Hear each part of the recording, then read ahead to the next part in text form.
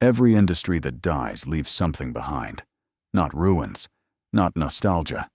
It leaves control, concentrated in fewer and fewer hands. And the man who understands that first doesn't wait for the recovery. He buys the corpse. You are watching a 26-year-old standing inside a mill nobody wants. Sidoarjo, Indonesia, 1976. The machines are old. The books are bad.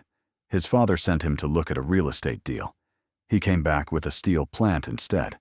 His name is Lakshmi Mittal. No customer list, no reputation, almost no capital. What he has is a theory, one the industry would have laughed at. This is money memory. The past is still running. Real power does not always come from invention. Sometimes it comes from owning what every invention needs. History proves it. Repeatedly. Mittal understood this before anyone else was willing to act on it.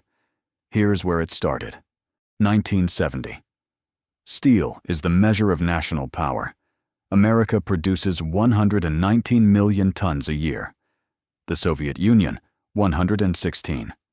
Every major government subsidizes the industry. Then the oil shock of 1973 hits. Energy-intensive mills become loss-making overnight. By the end of the decade, the industry that symbolized industrial civilization is in crisis. Thousands of plants across Europe and North America go dark. Governments that once celebrated their mills begin paying just to keep them alive. Mittal's family had been in steel in India for a generation, but India's government controlled output through licenses and quotas. Mittal saw early the ceiling wasn't the market, it was the state. So when the opportunity came to run a mill in Indonesia, he took it. 26 years old, one plant, one city, endless possibilities. This is the first mechanism, the turnaround model. Governments across the developing world had one thing in common. Steel mills had become a fiscal disaster, draining budgets, missing payrolls. Governments wanted them off their books. Nobody wanted to buy them. Nobody except Mittal. Trinidad and Tobago, 1989. The state-owned steelworks is losing money.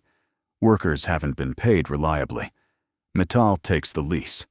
Within 1 year, the plant is profitable. The Mexican government notices. They invite him to bid. He wins. Then came Eastern Europe, Romania, Kazakhstan, Poland. Each mill worse than the last. Each acquisition cheaper. Each turnaround the same logic. Cut the waste, fix the process, find the margin. He called his company Ispat, the Sanskrit word for steel. Mittal's advantage was that the sellers were desperate, and he knew how to operate what every one of them was walking away from. And with that, he had everything the market abandoned. But this was only the first layer. This is the second mechanism. Collapse as consolidation. By the 1990s, the steel industry in the West is not only struggling, it is dismantling. In the United States, the great integrated mills of Pittsburgh and Gary close one by one. 300,000 jobs lost in a decade. What remains is infrastructure at liquidation prices. Where Western investors see end-of-life assets, Mittal sees the architecture of the next cycle. Steel demand doesn't disappear when a mill closes. Somebody still has to make it. The question is, who controls capacity when the cycle turns? By 2001, he acquires Sidex Galati in Romania. By 2004, International Steel Group in the United States. By 2005, Kryvyi in Ukraine. $4.8 billion, the largest privatization deal in the country's history. By 2006, his company operates in 14 countries. The fragmented, dying industry nobody wanted has been quietly assembled into a single structure. Every acquisition cheaper than the last. Every government grateful to have a buyer. This is where the pattern becomes a trap. Not for Mittal, for everyone else. January 27, 2006. For the first time, Mittal sets his sights on something different, not a struggling state asset looking for a buyer. Arcelor is a profitable, privately owned, publicly listed European champion, born from the merger of Luxembourg's Arbed, Spain's Acarella, and France's Usinor. 3 national symbols unified into one: healthy books, political backing, and no intention of selling. It is the first time Mittal makes an offer to a company that doesn't want one. The reaction is immediate. Arcelor's CEO Guy Dole dismisses Mittal Steel publicly as a company of scrap. Cheap metal from forgotten mills, not real steel. France signals it will intervene. Luxembourg protests. A Russian magnate is brought in as a white knight to dilute Mittal's stake. Legal challenges filed across 5 jurisdictions. Every tool available deployed. But Arcelor was publicly listed. And governments don't vote on stock exchanges. Shareholders do. Mittal raises his offer from 18.6 to 26.9 billion euros. The shareholders accept. Against the will of management, against the protests of 3 governments, Arcelor's board has no choice but to follow. ArcelorMittal is born. 1 company, 60 countries, 10% of global steel output under a single roof, 3 times more than any competitor on Earth. The man who started in a plant nobody wanted now controls the material the world is built from. And if this sounds familiar, it should.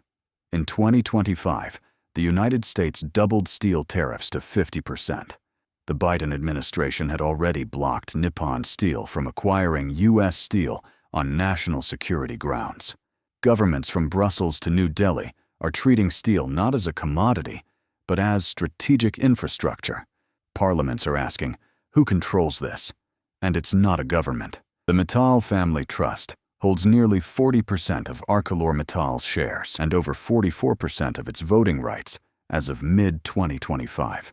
The company produces 58 million tons of crude steel annually, revenues of $62 billion. Operations in over 60 countries, including a plant in Ukraine running at 30% capacity under active bombardment. The monopoly built from dying mills now sits at the center of every geopolitical debate about industrial sovereignty. But what happens when the foundations of the modern economy concentrate in assets no government can easily replace? Steel is not oil. You cannot find a new deposit and pump it. It requires integrated supply chains, mines, coking coal, blast furnaces, logistics, built over decades and controlled by fewer and fewer operators. Every plant ArcelorMittal owns was bought from a government that gave up. Every position it holds was abandoned by someone who saw only the cost. That shift doesn't stay in corporate balance sheets. It moves through defense procurement, infrastructure contracts, and the price of everything built from metal. The price you pay, and who controls it, was decided not in a boardroom, but in a series of quiet auctions where the only bidder was the man others dismissed as a scrap dealer. Your infrastructure, your supply chains, your economy. Not abstract anymore. Collapse isn't rare. Collapse is the rule. And when an industry collapses without a plan, control doesn't disappear. It concentrates. So, what should you take away from this? First, the most dangerous moment in any industry is not the crisis. It is the assumption that the crisis means it's over. It rarely is. It means control is being transferred. Second, governments that privatize under pressure almost always sell low and regret it later. The asset they couldn't afford to keep becomes the asset they cannot afford to replace. Third, scale built in decline is stickier than scale built in growth. A monopoly assembled from things nobody wanted is almost impossible to dismantle, because dismantling requires someone to want the pieces again. Dying industries don't create vacuums. They create monopolies. 58 million tons of steel, produced from mills nobody wanted, sitting at the center of every argument about who controls the foundations of the modern world. That is not history. That is the structure your world is built on, still running right now. Money memory. Subscribe, so the past stops surprising you.